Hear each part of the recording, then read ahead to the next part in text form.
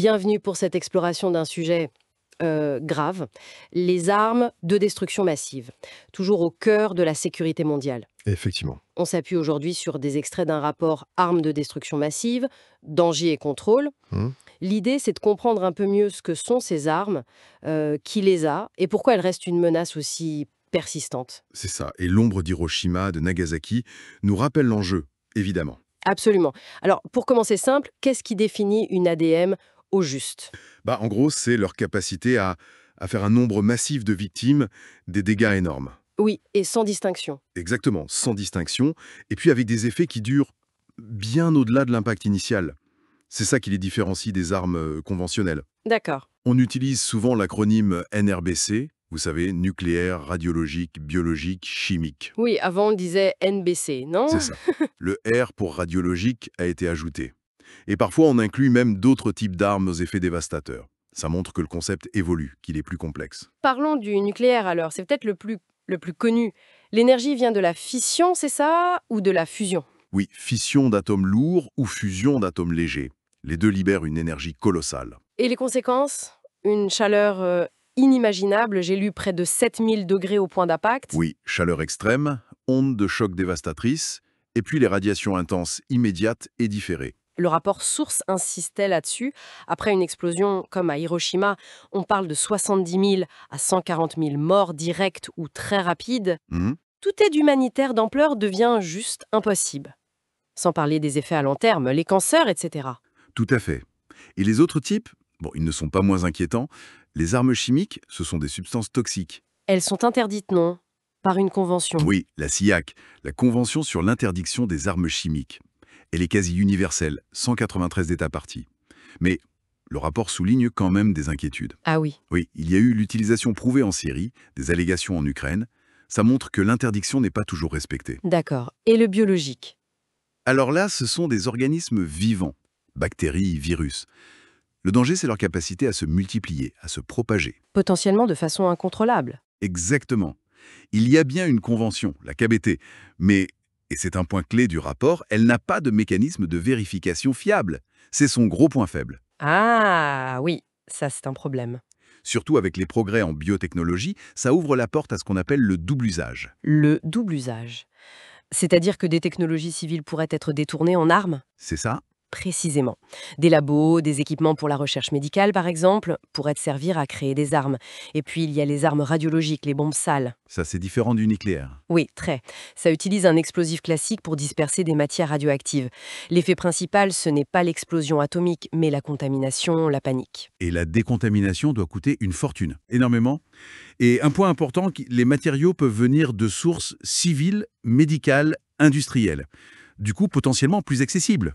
Pour des acteurs non étatiques, par exemple. Justement, c'est une menace réelle. Ce qui nous amène à la question, qui a ces armes? Le nucléaire, on connaît les 5 États officiels du TNP. Chine, États-Unis, France, Russie, Royaume-Uni. Voilà. Et puis il y a les 4 autres, hors TNP, Inde, Pakistan, Israël, Corée du Nord. La Russie et les USA ont toujours les plus gros arsenaux de loin. Et le rapport mentionnait un paradoxe lié au TNP. Oui, c'est intéressant. Le traité demande aux puissances nucléaires de désarmer, mais ça traîne, c'est très lent. Hmm, Et cette lenteur, ça peut inciter d'autres États à vouloir l'arme nucléaire pour leur sécurité, pour la dissuasion. C'est le paradoxe. je vois. Et pour le chimique et le biologique, la situation de la possession, c'est plus flou. Disons que l'adhésion au traité est large. Mais pour le chimique, on a vu, il y a des doutes sur le respect par certains. Pour le biologique, sans vérification, c'est difficile à dire. Des évaluations passées, on soupçonnait des programmes clandestins ici ou là. Et puis, il y a cette menace des acteurs non étatiques dont on parlait. Oui, et là, c'est différent. La dissuasion classique entre États, ça ne marche pas avec eux. Forcément. L'accès à l'info, au techno, même via le web clandestin, ça augmente le risque. Surtout pour le radiologique ou même le biosimple. Leur but, ce n'est peut-être pas la destruction totale, mais semer la panique, déstabiliser. Donc si on résume les dangers, nucléaire, destruction immédiate, aide impossible. Chimique, contamination. Biologique, propagation, panique. Radiologique, contamination durable, terreur. C'est assez glaçant comme tableau. C'est glaçant. Et l'analyse insiste aussi sur l'effet systémique. Une attaque ADM, ça crée une crise tellement complexe. Qui dépasse nos capacités de réponse. Exactement. Ça peut mener à un effondrement de la société, de l'environnement. Et au niveau géopolitique, la simple existence de ces armes, leur prolifération, ça nourrit l'instabilité. On le voit au Moyen-Orient, en Asie du Sud. Oui, et ce double usage des technologies, ça complique terriblement le contrôle. La ligne entre civil et militaire est floue, souvent sur fond de tensions politiques. Alors, face à ça, qu'est-ce qu'on a comme rempart?